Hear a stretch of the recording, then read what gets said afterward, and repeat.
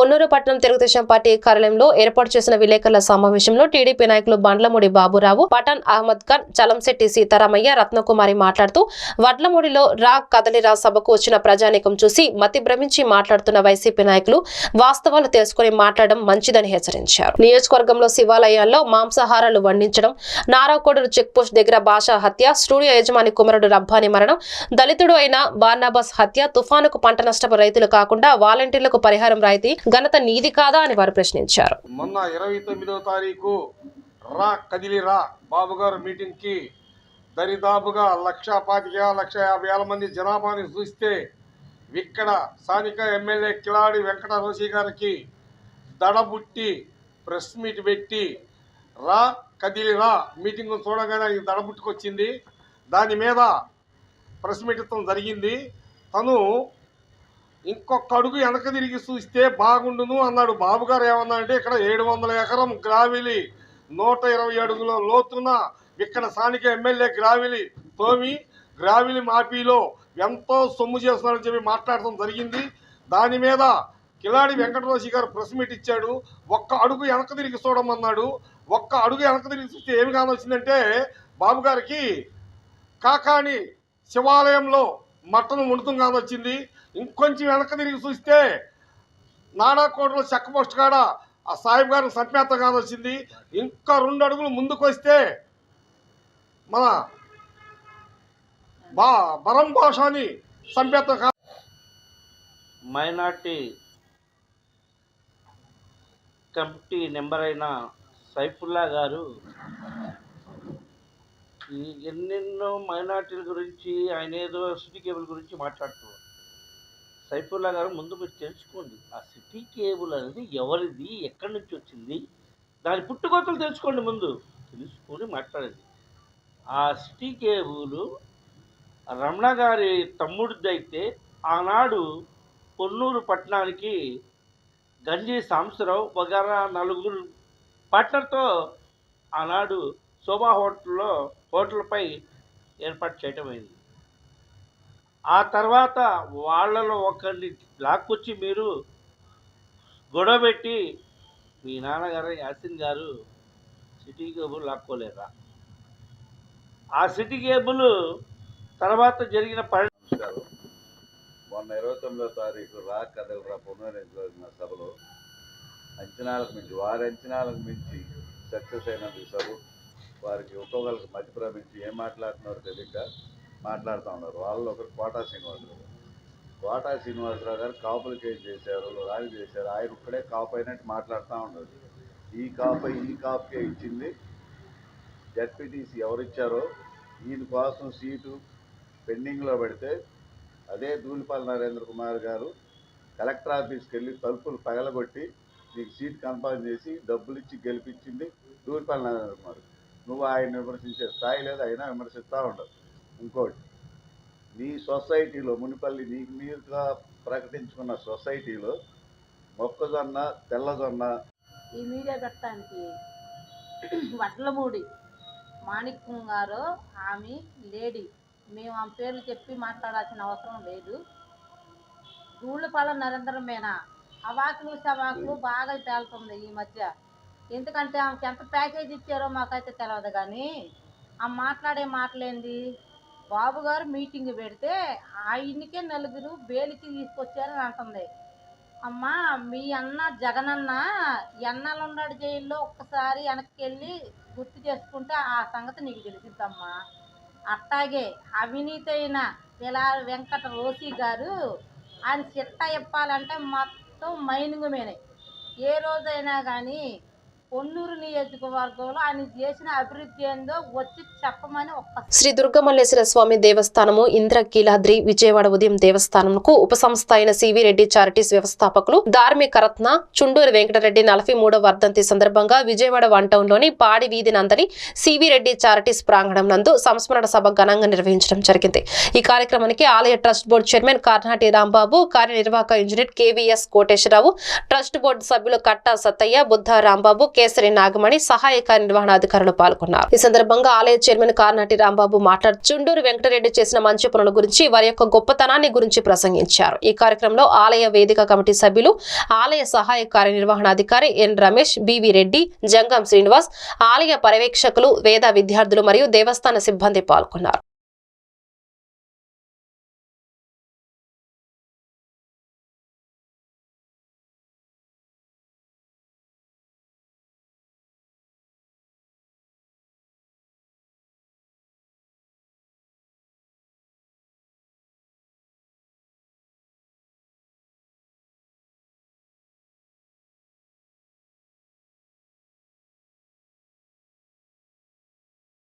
వచ్చే ఆదాయంతో శ్రీ చుండూరు వెంకటరెడ్డి ఆశయములు మరియు పరిపాలన నిర్వహణ జరుగుతుంది.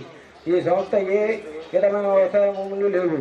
గతంలో సంస్థ మూలధనంతో వచ్చి వడ్డీ మరియు అద్దెలతో రెడ్డి గారు పొందుపరిచిన ఫస్ట్ డీడీ ప్రకారం ధార్మిక కార్యక్రమం దానబ్రహ్మములు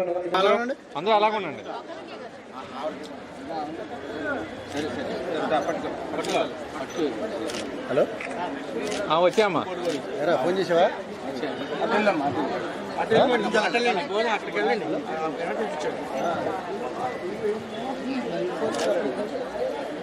వచ్చేయండి అమ్మా. అలాగే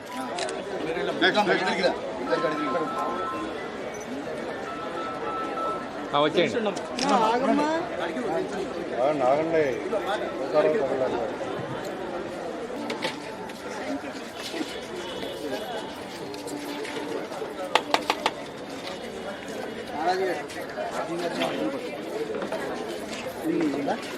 గోంగూర కాదు, ఇది కొత్తిమీర.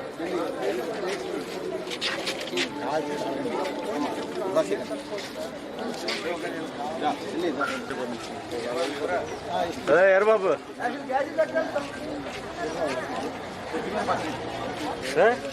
గోంగూర కాదు.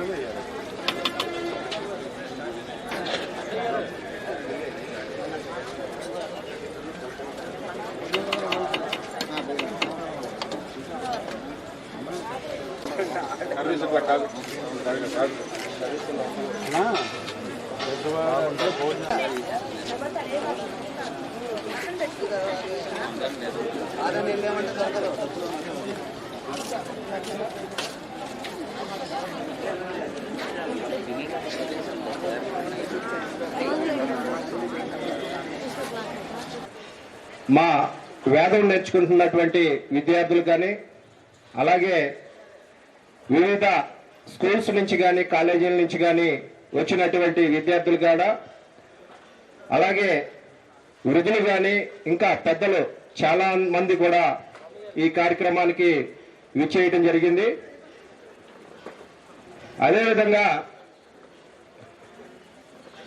చుండూరు వెంకటరెడ్డి గారు నిజంగా ఆ రోజుల్లోనే చాలా ఘనమైనటువంటి వ్యక్తిగా, పేరు ప్రఖ్యాతల్లో కూడా ఆయనకి సాటి లేరు అనే విధంగా ఆయనకి ఉన్నటువంటి ఆస్తులే కానీ, ఉన్నటువంటి ఆదాయాల్లో కానీ, ఉన్నటువంటి అన్నీ కూడా దాన ధర్మాలకే కొనసాగించినటువంటి సందర్భాన్ని కూడా మనం అన్ని కూడా విన్నాం. చుండూరు వెంకటరెడ్డి గారు ఆ రోజుల్లో బ్రిటిష్ పరిపాలనలో కూడా విజయవాడ రూరల్ మండలం కొత్తూరు తాడేపల్లి రిజర్వ్ ఫారెస్ట్ లో జరుగుతున్న అక్రమ మైనింగ్ పైన నేషనల్ గ్రీన్ ట్రిబ్యునల్ ఆదేశాలు లెక్క చేయకుండా విచ్చలవిడిగా సాగుతున్న మైనింగ్ పైన ఉన్నత అధికారులపైన చర్యలు తీసుకోవాలని ప్రెస్ క్లబ్ లో మీడియా సమావేశం ఏర్పాటు చేసిన సమతా సైనిక్ దళ రాష్ట్ర అధ్యక్షులు పాలెటి ఉమామహేశ్వరరావు, ప్రధాన కార్యదర్శి పిల్లి సురేంద్రబాబు. ఈ సందర్భంగా పాలెటి ఉమామహేశ్వరరావు మాట్లాడుతూ 2500 కోట్లు సహజ వనరులను ఒక్క కొత్తూరు తాడేపల్లిలోని జగన్మోహన్ రెడ్డి ప్రభుత్వం దోచేసిందని, ముఖ్యమంత్రి అనుచరులు తలశీల రఘురాం, బాపట్ల ఎంపీ నందిగం సురేష్ల ఆధ్వర్యంలో మైనింగ్ జరుగుతుందని, ఇన్ని జరిగినా కూడా పోలీస్ మైనింగ్ తదితర డిపార్ట్మెంట్లు ఏమి చేస్తున్నాయని ఆరోపించారు. సెక్రటరీ కూడా ఇవాళ పర్సనల్ నోటీసులు జారీ చేస్తున్నాం. సెక్షన్ 28 కింద ఎన్జిటి ఆదేశాలు ఉల్లంఘించి కొత్తూరు రిజర్వ్ ఫారెస్ట్ లో మైనింగ్ కి సహకరిస్తున్నందుకు గాను వీళ్ళందరికీ 2 సంవత్సరాల వరకు జైలు శిక్ష పడే అవకాశం ఉంది. ఆధారాలతో సహా ఏ రోజున మైనింగ్ జరిగింది, డేట్లతో సహా, లాంగిట్యూడ్ లాటిట్యూడ్లతో సహా మా దగ్గర పూర్తి ఆధారాలు ఉన్నాయి. ఈ ఖచ్చితంగా నేషనల్ గ్రీన్ ట్రిబ్యునల్ ఉత్తర్వుల ఉల్లంఘనే. అలాగే సెక్షన్ 26 కింద ఎన్జిటి యాక్ట్ సెక్షన్ 26 కింద కూడా ఎవరైతే మైనింగ్ చేస్తారో వాళ్ళ మీద కూడా చర్యలు తీసుకోమని చెప్పి ఈరోజు మేము ఎన్జిటికి ఫిర్యాదు చేయడం జరిగింది. దీనిపై విచారణ ఫిబ్రవరి 9వ తారీఖున ఎన్జిటి సదరన్ జోన్ బెంచ్లో చెన్నైలో జరగనుందని చెప్పి మీకు తెలియజేసుకున్నాం. ఈ వందల వేల కోట్ల రూపాయల అక్రమమైన ధన్యవాదాలు ప్రజలకు సంబంధించింది. ప్రభుత్వానికి దీన్ని వేలం వేసినా లేదా పర్మిషన్లు ఇచ్చినా కొన్ని వేల కోట్లు ప్రభుత్వానికి ఆదాయం వచ్చే అవకాశం ఉంది. దానివల్ల ప్రభుత్వంకి బోల్డని అభివృద్ధి పనులు చేసే అవకాశం ఉంది. అయినా అవన్నీ వదిలిపెట్టి ముఖ్యమంత్రికి అతి సన్నిహితంగా ఉండే ఒక ఎమ్మెల్సీ, అలాగే గుంటూరు జిల్లాకు చెందిన ఒక ఎంపీ దగ్గరుండి తవ్వించి మరి ఈ 2500 కోట్లు ఎక్కడికి తరలించారనేది తెలియాల్సి ఉంది. ఇది చూడండి ఎంత భయంకరంగా ఉందో. అది ఖచ్చితంగా చెప్తున్నానండి. డైరెక్ట్గా అధికారుల్ని మీరు ఎందుకు చర్య తీసుకోవట్లేదు అనంటే వాళ్ళు ఏం చెప్తున్నారంటే ముఖ్యమంత్రికి సమీపంగా ఉండే ఎమ్మెల్సీ తలశీల రఘురామ్ గారు సంబంధించినవి అని వాళ్ళే మమ్మల్ని బెదిరిస్తున్నారు. అలాగే బాపట్ల ఎంపీ నందిగం సురేష్ గారిది ఈ క్వారీ అని చెప్పి మమ్మల్ని బెదిరిస్తున్నారు. మేమేం చేయము అని చెప్పి రెవెన్యూ అధికారులు బహిరంగంగా చెప్తున్నారు. ఇంత ఘోరంగా ఇది ఒక్క బిట్టు చూడండి. ఈ ఒక్క బిట్లోనే మీకు కనీసం ఒక 100 ఎకరంగా. సమతా సైనిక దళ రాష్ట్ర ప్రధాన కార్యదర్శిగా పనిచేస్తున్నాను. అలాగే ఆర్మీలో 16 సంవత్సరాలు సర్వీస్ చేసి వచ్చాను. గత సంవత్సర కాలం నుంచి మరి మా టీం ఆధ్వర్యంలో కొత్తూరు తాడేపల్లి ఏరియాలో జరుగుతున్న అక్రమ మైనింగ్ మీద పోరాటం చేయడం జరిగింది. కానీ ఇప్పటి వరకు ఏ అధికారి కానివ్వండి, ఏ నాయకుడు కానీ దీని మీద స్పందించలేదు. ఈ రాష్ట్రంలో పాలన ఏ విధంగా ఉందంటే కోర్టులు కానివ్వండి, నేషనల్ గ్రీన్ ట్రిబ్యునల్ కానివ్వండి, వ్యవస్థలు కానివ్వండి, ఏ ఆర్డర్స్ ఇచ్చినా కానీ జగన్మోహన్ రెడ్డి గారు నాకు లెక్కలేదు, మీ చేతనైంది చేసుకోండి అనే విధంగా పాలన సాగిస్తున్నారు. ఎందుకనంటే 3 నెలల క్రితం మేము కలెక్టర్ని, సిపిని కలిసి సార్ అక్కడ జరుగుతుంది, చెక్ పోస్టులు ఏర్పాటు చేయండి అని సాక్ష్యాధారాలతో సహా చూపించినా కానీ పట్టించుకోలేదంటే దీని వెనకమాల కేవలం జగన్మోహన్ రెడ్డి గారి ఆధ్వర్యంలో పెద్ద కుంభకోణం. దాదాపు ఈ ఉమ్మడి కృష్ణా జిల్లాలో గన్నవరం, నూజివేడు, మైలువారం ఏరియాలో పోలవరం కాలువ కానివ్వండి, ఈ రిజర్వ్ ఫారెస్ట్ ఏరియాలో కానివ్వండి దాదాపుగా 5,000 కోట్ల రూపాయల అక్రమ మైనింగ్ జరిగింది.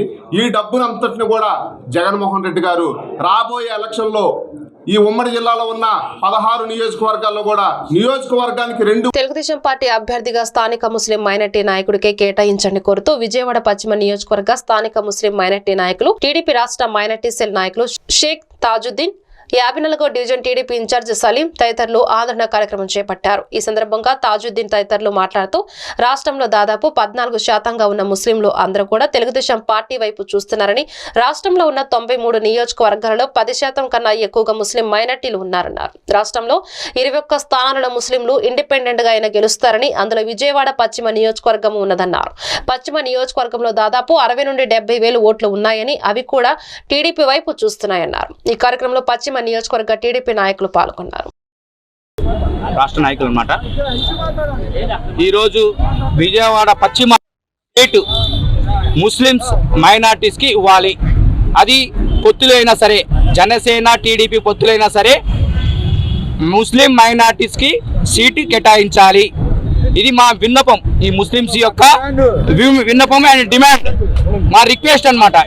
ఎందుకంటే మా రిక్వెస్ట్ ఎందుకంటే రాష్ట్ర వ్యాప్తంగా 14% ఉన్న మైనార్టీ ఓట్స్ ఈరోజు తెలుగుదేశం వైపు చూస్తున్నారు.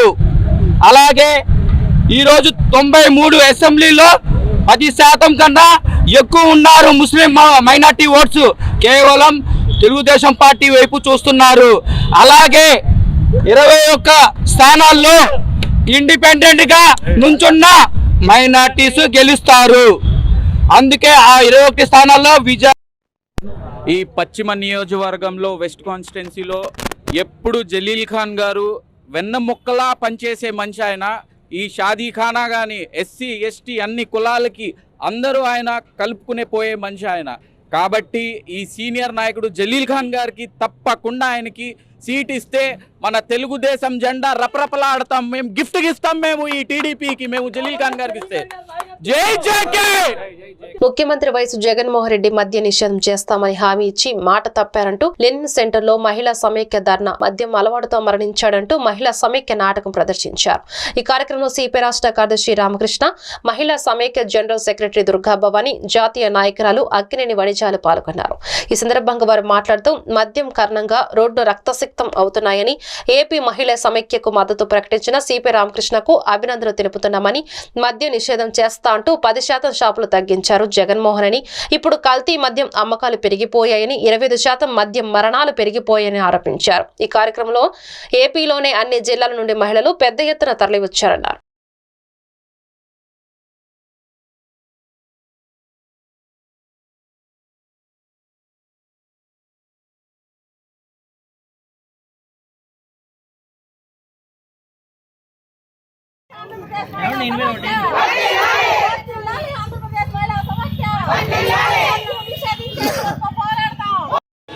దయచేసి అందరూ కూడా అర్థం చేసుకుంది. ముఖ్యంగా ప్రజలారా గమనించండి. మన బిడ్డల్ని, మన భర్తల్ని, మన తండ్రుల్ని. మిత్రులందరికీ నమస్కారాలు. ఇవాళ జగన్మోహన్ రెడ్డి ప్రభుత్వం అధికారం దాదాపు అంతంగా వస్తూ ఉంది. ఇక 3 నెలల సమయం మాత్రమే ఆయన అధికారం ఉంది.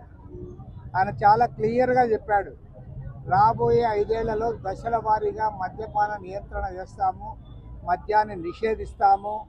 మద్యాన్ని నిషేధించిన తరువాతనే 2024 ఎన్నికల్లో నేను ఓట్లు అడుగుతానని కూడా చాలా స్పష్టంగా ప్రకటించడం జరిగింది. అందుకు అనుగుణంగా అధికారానికి వచ్చిన వెంటనే 10% షాపులు కూడా ఆయన తగ్గించాడు. మరి ఇవాళ 5 ఏళ్ల తర్వాత చూస్తే గతంలో కంటే కూడా ఇవాళ ఎక్కువగా మద్యం ఏరులై పారుతూ ఉంది. అది కూడా ఆయన సొంత బ్రాండ్స్ అమ్మిస్తూ ఉన్నాడు. ఆయన బంధువులు ఏవైతే వాళ్ళ షాపులు ఉన్నాయో బెవరేజ్ కార్పొరేషన్స్లో తయారు చేసిన వాటిని మాత్రమే ఇవాళ ప్రజల్లో అమ్మిస్తూ ఉన్నారు. పైగా రాష్ట్రంలో కల్తీ మద్యం అమ్మించడం వల్ల ఇతర రాష్ట్రాల కంటే ఇక్కడ ఆంధ్ర రాష్ట్రంలో 25% అదనంగా మద్యం మరణాలు కూడా సంభవిస్తూ ఉన్నాయి. పైగా సిగ్గు లేకుండా ఈరోజు అనేక రకాల బూమ్ బూమ్ బ్రాండ్ అని ఒకటంటే, ఇంకోటేమో స్పెషల్ స్టేటస్ అని ఒకటంటే, ప్రెసిడెంట్ మెడల్ అని ఒకటంటే, రకరకాల కొత్త బ్రాండ్లని తెచ్చి తన మద్యాన్ని ఇక్కడ అమ్మించాడు. ప్రతి నెల తాడేపల్లి ప్యాలెస్కి 100 మహిళల యొక్క ఆరోగ్యాన్ని, అలాగే వాళ్ళ యొక్క భద్రతని కూడా బజారును పెట్టినటువంటి మద్యం పాలసీని దాదాపుగా ఇంకొక 2-3 మాసాల్లో ఈయన పదవీ కాలం ముగిపోతా ఉంది. అయినప్పటికీ కూడా ఆయన ఇచ్చినటువంటి హామీలను దేన్ని కూడా అమలు చేయనటువంటి మరి దుస్థితిలో ఈ రోజున ఆంధ్రప్రదేశ్ ఉంది. కేవలము ఆదాయ వనరుగా చూసేటువంటి రాష్ట్ర ప్రభుత్వము మహిళల యొక్క భద్రత పట్ల ఎందుకు ఆలోచించట్లేదో అందరూ కూడా ఆలోచించాలి. రాబోయేటువంటి ఎన్నికలు దృష్టిలో పెట్టుకున్నా కానీ ఇంకా 2-3 మాసాల కంటే ఎక్కలేదు. ఇచ్చిన హామీని ఇవ్వనటువంటి ఈ ప్రభుత్వాన్ని ఖచ్చితంగా మనం ఇంటికి సాగనంపాల్సిన మహిళలు దృఢ నిశ్చయంతో ఉన్నారు. అలాగే ప్రతిపక్ష పార్టీ కూడా ఈ రోజున హామీ ఇవ్వాల్సిన అవసరం ఉంది. మహిళల యొక్క భద్రత కోసం, మహిళల యొక్క ఆరోగ్యం కోసము ఈ మద్యం వలన దాదాపుగా 30% పైగా కుటుంబాలు ఈ రోజున మృత్యువాత పడతా ఉన్నాయి. అర్ధంతరంగా ముగిసిపోయేటువంటి యువతరము వాళ్ళ యువతరం మృతి చెందడం వలన మరి యువ మహిళలు ఈ రోజున భుజస్కంధాల మీద కాపురాలను మోస్తున్నటువంటి ఒక దయనీయమైనటువంటి పరిస్థితి కనిపిస్తా ఉంది. బాపట్ల జిల్లా చీరాల మున్సిపల్ సాధారణ సమావేశం ప్రశాంతంగా ముగిసింది. అజెండాలో పొందుపరిచిన 43 అంశాలలో 3 అంశాలు రద్దు కాగా మిగిలిన 40 అంశాలు కౌన్సిల్ సభ్యులు ఆమోదించారు.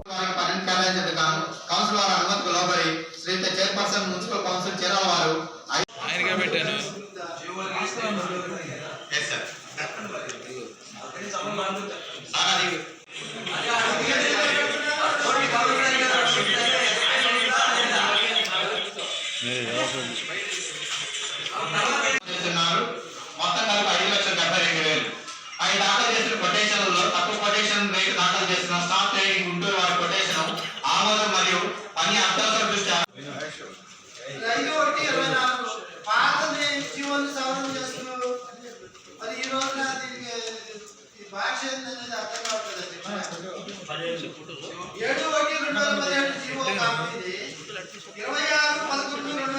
అనుసరించి నామినేట్ పద్ధతి నుంచి 2024 వచ్చేసింది.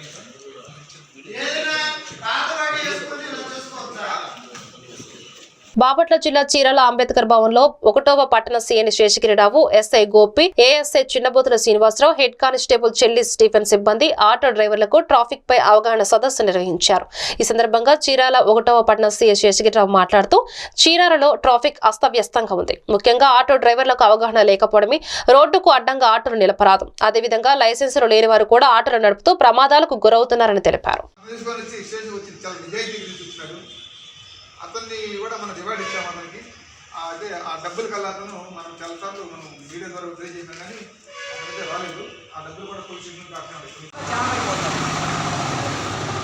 ఆ ఉద్దేశంతో మేము టైమింగ్ అనేది చెప్పడం జరిగింది. దయచేసి ఆ టైమింగ్ని ఫాలో అవ్వండి. ఆ టైమింగ్ని ఫాలో అయితే నీ ఆటో వాళ్ళన్నీ కూడా నెంబరింగ్ తీసుకొని నీకు సివిల్ నెంబర్ ఇవ్వడం జరుగుతుంది. ఆల్రెడీ రెడీ చేస్తున్నాడు. అట్లాగే నైట్ టైము ఆల్రెడీ గతంలో కొన్ని ఇచ్చున్నాయి. ఇంకొంతమంది కూడా కొంతమంది వచ్చి మేము నైట్ టైం చేసుకుంటాం సార్, మాకు కొంచెం బదిలీ ఉంటుంది ఏంటంటే అది కూడా ఆలోచించి దాన్ని కూడా ఏర్పాటు చేయడం జరుగుతుంది. ఆటోలకి ఒక సీరియల్ ప్రకారం ఇస్తే వాళ్ళు మనకు అసలు మన మండలంలో ఎన్ని ఆటోలు ఉన్నాయి, ఎక్కడ నుంచి వస్తుందో, ఏ టైంలో వస్తున్నారో ఎక్కడ తెలుసుకోవడానికి ఉంటుందనే ఉద్దేశంతో అదొకటి మనం ప్రయత్నం చేస్తున్నాం. అట్లాగే యూనిఫామ్ అయితే ఇందాక చెప్తా, అసలు ఒక్కడు కూడా ఆటో యూనిఫామ్ జరుగుతుంది. ఇప్పుడు చలానాలు ఈ మధ్యకు తగ్గినాయి, మళ్ళీ స్టార్ట్ అయినాయి. చలానాలు స్టార్ట్ అవుతుంది. చలానాలు బాగా దండిగా వేస్తాము. మీరు కనుక వైలేషన్ చేస్తే ఖచ్చితంగా చాలా రిగరస్. ఎందుకంటే ఇంతకుముందు 100 రూపాయలు 200 రూపాయలు ఉంది, ఇప్పుడు వేలలో కలిపింది. బండి తీసుకోవడం కష్టమైపోతుంది. దయచేసి అలాంటి పరిస్థితి మీరు ఇప్పుడు తెచ్చుకోవద్దు. ఇది కేవలము మిమ్మల్ని భయపెట్టాలనో మిమ్మల్ని ధమ్కి ఇవ్వాలనో ఉద్దేశం కాదు. మీకు ఒక అవగాహన, ఆ బోర్డు కూడా రాసిన అవగాహన సదస్సు మీకు తెలియజేయడం కోసమే పెట్టింది. అవగాహన సదస్సు దయచేసి అర్థం చేసుకుంటారని అన్నమాట. అలా సడన్గా టర్న్ చేయడం వల్ల బైక్ యాక్సిడెంట్స్ జరుగుతాయి. అలాగే బైక్ నడిపేటప్పుడు కూడా హెల్మెట్ పెట్టుకోండి.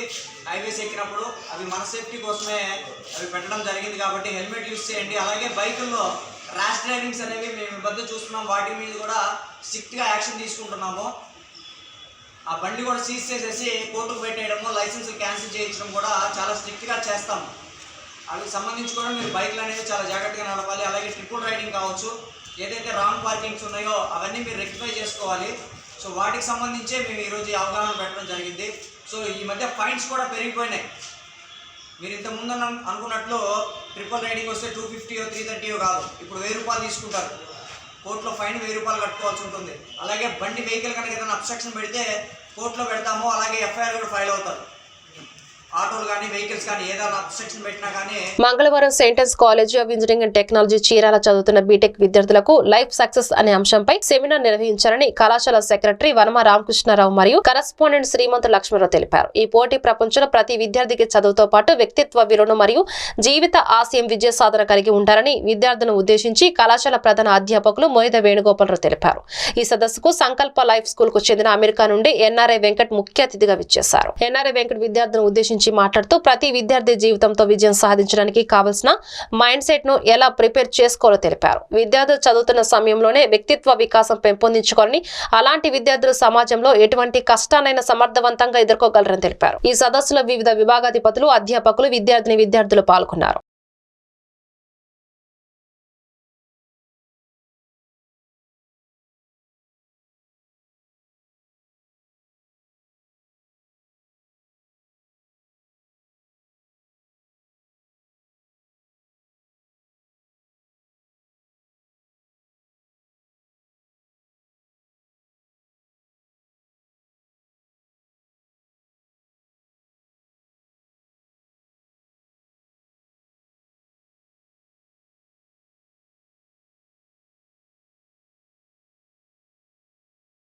పల్నాడు జిల్లా చిలకలూరిపేట నియోజకవర్గం ఎడ్లపాడు మండల పరిధిలోని తిమ్మాపురం జాతీయ రహదారిపై గంజాయి పట్టవేత. స్థానిక సమాచారం మేరకు ఇద్దరు వ్యక్తులు సీలేరు నుండి హైదరాబాద్ కు 2 బైకులపై 7 బ్యాగుల గంజాయితో ప్రయాణం చేస్తూ తిమ్మాపురం వద్ద జాతీయ రహదారిపై ఒకరినొకరు ఢీ కొట్టుకుని కింద పడిపోవడం జరిగింది. చుట్టుపక్కల స్థానికులు వాళ్లను లేపి బ్యాగులను బైక్ పై పెడుతున్నప్పుడు అందరి నుంచి గంజాయి ప్యాక్ చేసినవి ఒకటి కింద పడింది. వెంటనే స్థానికులు సమాచారం పోలీసులకు అందించారు.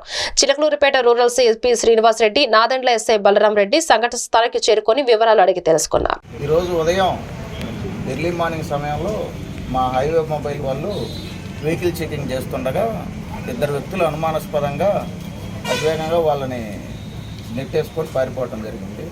వాళ్ళని వెంబడించి పట్టుకోగా వాళ్ళ దగ్గర గంజాయి దొరికింది. దాని మీద దర్యాప్తు చేస్తున్నాము. పూర్తి వివరాలు త్వరలో వెల్లడిస్తాం. ఎన్ని కేజీలు ఉండొచ్చండి చెప్తాం. సుమారు వెయిట్ చేసి దర్యాప్తులో చెప్తాం. వీళ్ళు సీలేరు నుంచి తెస్తున్నారని మా ప్రాథమిక దర్యాప్తులో తెలిసింది. అది పూర్తి సమాచారం మీకు తొందరలో వెల్లడిస్తాం.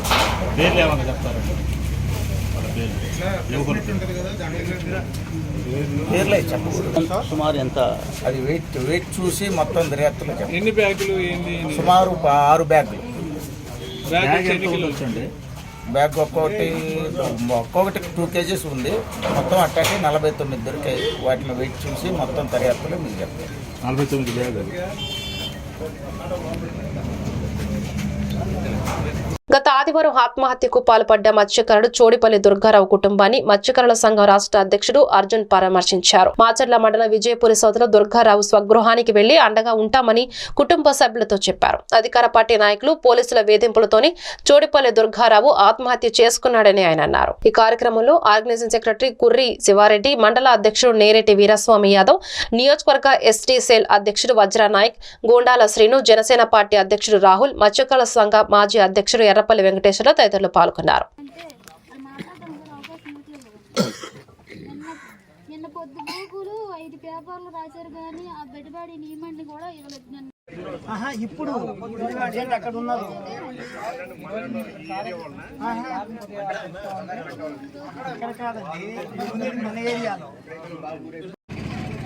ఈ నాగార్జున సాగర్లో దుర్ఘటన పునరావృతం కాకూడదు.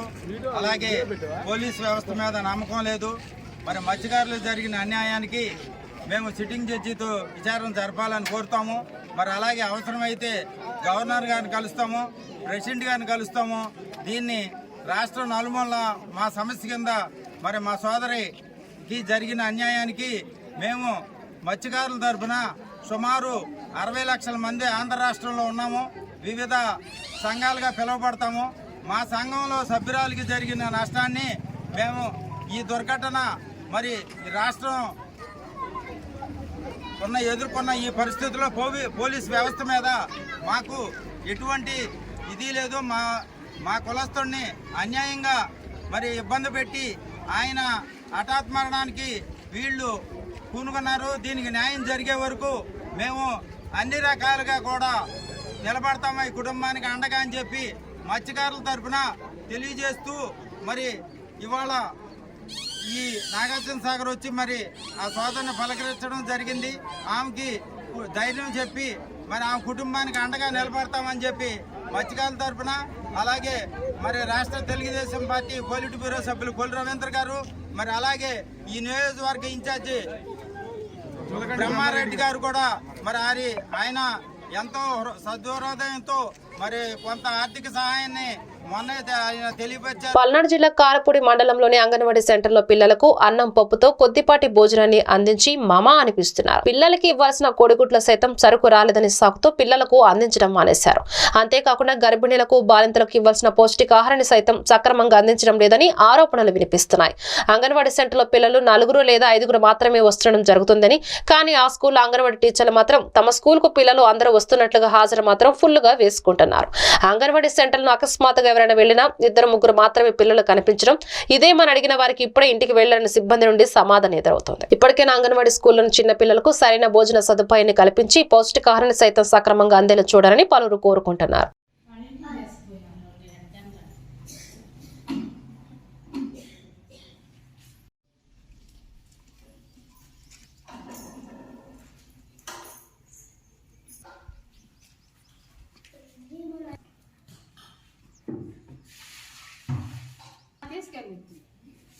వీటికి పోయేటప్పుడు వాళ్ళు ఎక్కడ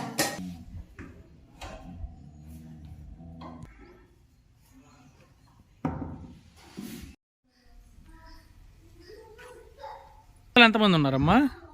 ప్రస్తుతానికి 6 ఉన్నారు. 10-15 మంది దాకా వస్తారు. అయితే ఇంకా కొంతమంది ఊరికి పోయారు, కొంతమంది జనాలు వచ్చారు. ఒక అబ్బాయి 2 పోయారు. పప్పుసారు అన్నం గుడ్లు ఉడకబెట్టారు. బాగున్నాయి. మొన్న వచ్చినాయి పక్కనుంటే అవి ఉండే గుడ్లు 10 గుడ్లు వేసాయి.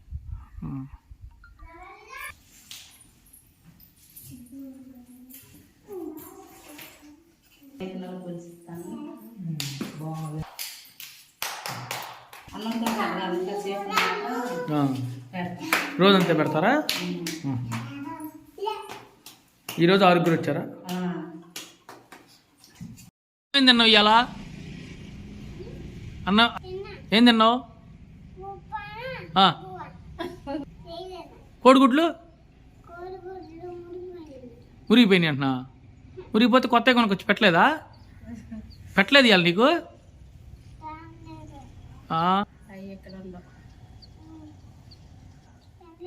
ఎందుకని?